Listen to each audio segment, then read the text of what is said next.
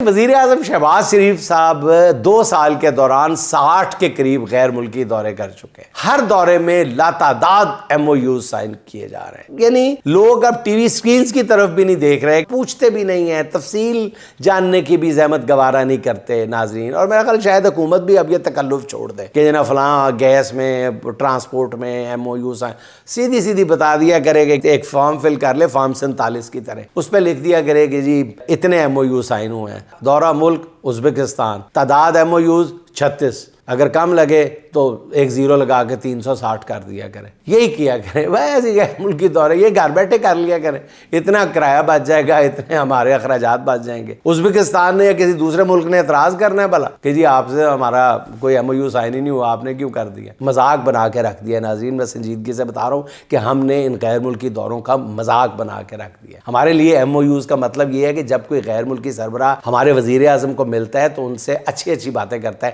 ایسی کچھ باتیں کاغذ پر لکھ دی جاتی ہیں جن پر دونوں ملکوں کی طرف سے دستخط کر دیے جاتے ہیں۔ کچھ غیر ملکی سربراہان تو ایسی باتیں ہمارے ملک میں آ کر کرتے ہیں۔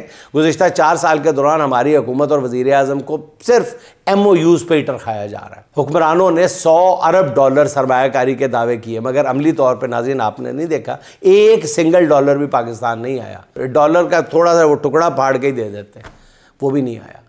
الٹا غیر ملکی قرضوں کا بوجھ جو ہے وہ ناقابل برداشت حد تک پہنچ چکا ہے، جس کے بعد وزیر اعظم شہباز شریف صاحب کا یہ کہنا ہے کہ جادو منتر سے قرضے ختم نہیں ہوتے تھے، اور کا دن ختم ہوندے نے ہیں جی 14 کروڑ دے جہاز لین نل۔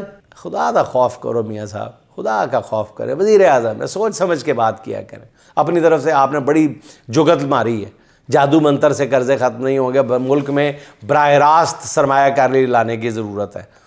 تو شہباز شریف صاحب لائیں نا پھر سرمایہ کاری، آپ نے لانی ہے نا، اور میں لے کے آنی ہے۔ کیسی باتیں کرتے ہیں آپ ایمان سے؟ 4 سال سے آپ وزیر اعظم ہیں، کس نے منع کیا ہے کہ آپ سرمایہ کاری لے کے آئیں؟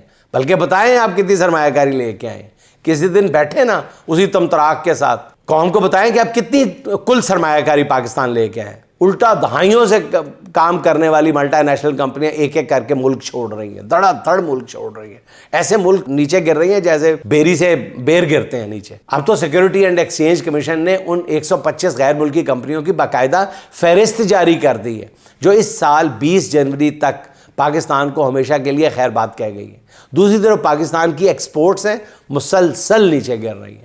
رواں سال چاول کی ایکسپورٹ میں 40% کمی ریکارڈ کی گئی ہے۔ یورپی یونین کے ساتھ بھارت کے معاہدے کے بعد ٹیکسٹائل سیکٹر میں کسی بھی وقت ایسی انہونی ہو سکتی ہے جس سے کم و بیش 1 کروڑ نوکریاں ختم ہو سکتی ہیں۔